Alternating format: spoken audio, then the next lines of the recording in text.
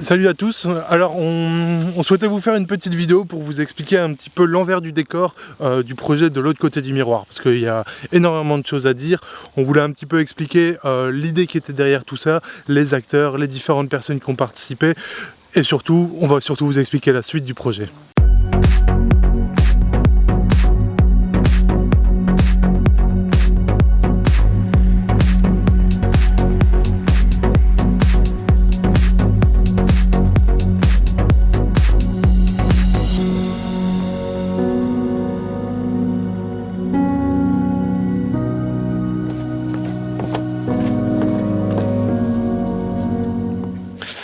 Alors on se trouve actuellement à la coupure de Léaucourt à Peg justement. Du coup avant de commencer on va juste poser la GoPro dans l'eau pour voir un petit peu ce qu'on va observer. On vous montrera les images à la fin de la vidéo.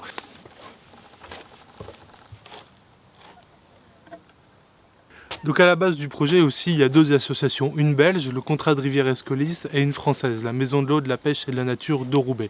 Ces deux associations travaillent toutes les deux sur la sensibilisation au milieu aquatique. Le projet de l'autre côté du miroir, en fait, c'est né d'un constat, un constat assez simple en fait. Quand on était sur le terrain, on rencontrait les gens, c'est vraiment une méconnaissance des milieux aquatiques d'eau douce de la région. Donc en fait, souvent les gens signent des pétitions pour sauver les requins, les baleines, les dauphins.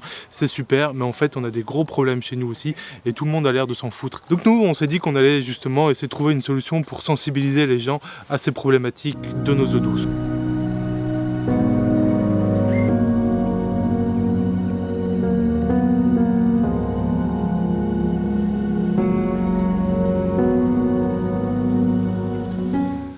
Alors la base du projet de l'autre côté du miroir, en fait, c'était une plongée en direct qu'on a organisée à la Carrière de Lorient à Tournai. L'idée donc c'était vraiment de montrer au grand public ce qu'on pouvait trouver sous l'eau et en direct. Donc on a envoyé des plongeurs avec une GoPro, un câble, un écran géant. C'était super, on a eu des très bons retours et à partir de là on s'est demandé comment aller plus loin encore dans cette démarche. On a donc réalisé une exposition photo, une exposition pédagogique et un livre photo. Alors pour faire ça, on a plongé pendant 2 ans, on a eu une dizaine de plongeurs bénévoles, photographes qui nous ont accompagnés. C'était hyper enrichissant, c'était vraiment très très chouette. On a découvert plein de milieux. Alors plus ou moins au même moment, on a découvert qu'une asso du nord de la France, la Maison de l'eau, de la pêche et de la nature de Roubaix, qu'on ne connaissait pas du tout, avait également réalisé une petite capsule vidéo sur une frayère qu'ils avaient installée dans le canal de Roubaix pour voir comment elle se portait. Et cette vidéo a vachement bien marché. En fait, on a été les rencontrer et on s'est rendu compte qu'on avait exactement les mêmes objectifs et la même envie de montrer. On a réfléchi un petit peu pour voir un petit peu comment on pourrait travailler ensemble et quel genre de projet on pourrait mener. Alors il y a un truc assez sympa par chez nous qui s'appelle l'Europe et qui permet justement aux structures transfrontalières de travailler ensemble, notamment via le programme Interreg.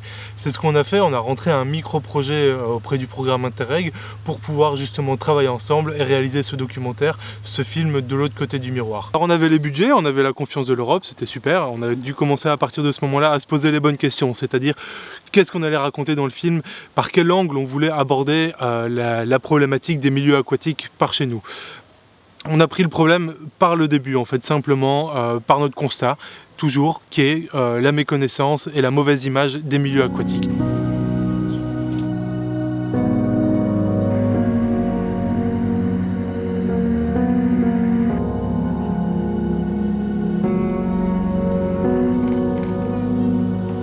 Donc on n'en parle pas dans le film, mais le projet comportait également un aspect scientifique en fait. On s'était dit que c'était dommage d'aller plonger, d'aller observer des choses sans essayer de formaliser un petit peu tout ça. On a réalisé des fiches inventaires. Chaque fois qu'on allait plonger, on notait tout ce qu'on observait.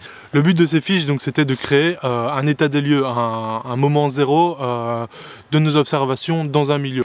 À partir de là, on va pouvoir faire des préconisations de gestion aux propriétaires de ces milieux et de pouvoir observer ensuite comment les milieux vont évoluer. Donc c'est-à-dire que dans 5, 10 ans ou l'année prochaine ou dans 2 ans, on va pouvoir retourner plonger et on va pouvoir observer comment le milieu a évolué.